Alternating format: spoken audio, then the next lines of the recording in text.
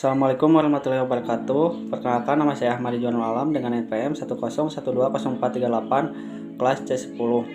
Video ini saya buat untuk memenuhi salah satu tugas EAS mata kuliah Hukum Bisnis. Definisi hukum bisnis. Hukum bisnis adalah serangkaian peraturan yang mengatur interaksi dan transaksi antara individu, perusahaan, dan etnis bisnis lainnya.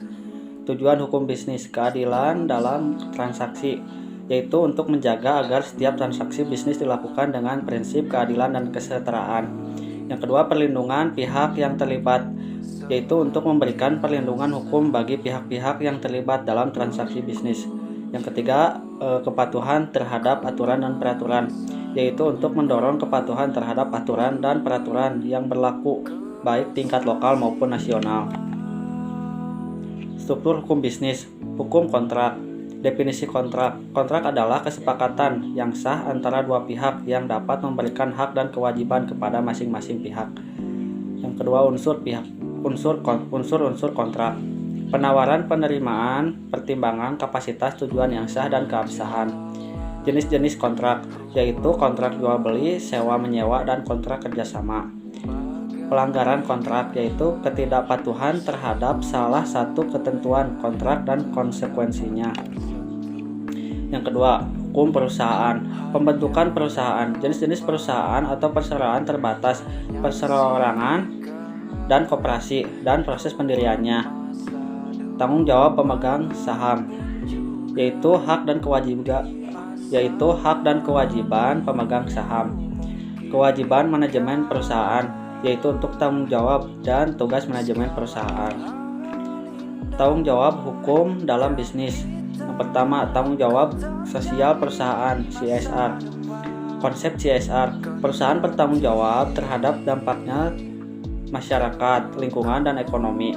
Contoh praktik CSR, yaitu donasi amal, kebijakan lingkungan, dan program berkelanjutan. 2. Hukum lingkungan. Tanggung jawab terhadap lingkungan. Konsekuensi hukum jika perusahaan merusak lingkungan. Hukum dan peraturan perlindungan lingkungan, yaitu kewajiban perusahaan untuk mematuhi regulasi perlindungan lingkungan. Selanjutnya, penyelesaian sengketa. Satu alternatif penyelesaian sengketa, mediasi dan arbitrase. Metode alternatif penyelesaian sengketa dan keuntungan menggunakan pendekatan ini. Litigasi bisnis. Proses litigasi bisnis, pengadilan secara terakhir untuk menyelesaikan sengketa. Strategi penyelesaian sengketa. Membahas strategi untuk meminimalkan risiko dan biaya dalam litigasi bisnis.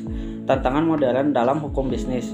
Yang pertama, hukum teknologi dan bisnis, yaitu ada perlindungan data dan privasi, regulasi terkait privasi data, dan cara perusahaan dapat mematuhi aturan tersebut. Selanjutnya, keamanan cyber. Implikasi hukum dan tanggung jawab perusahaan terhadap serangan cyber. Yang kedua, globalisasi dan hukum bisnis internasional. Perbedaan hukum bisnis di negara-negara yang berbeda, yaitu tantangan dan peluang dalam beroperasi secara global.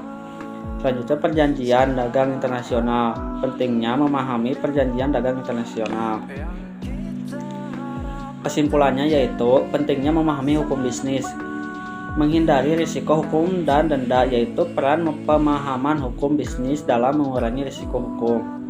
Meningkatkan kepatuhan dan kepercayaan. Bagaimana pemahaman hukum bisnis dapat meningkat kepatuhan terhadap aturan dan membangun kepercayaan pemangku kepentingan. Yang terakhir, mendorong praktek bisnis dan etnis yang berkelanjutan. Pentingnya etika bisnis dalam menjalankan operasi perusahaan. Sekian pemaparan materi yang dapat saya sampaikan. Mohon maaf bila ada kesalahan. Wassalamualaikum warahmatullahi wabarakatuh.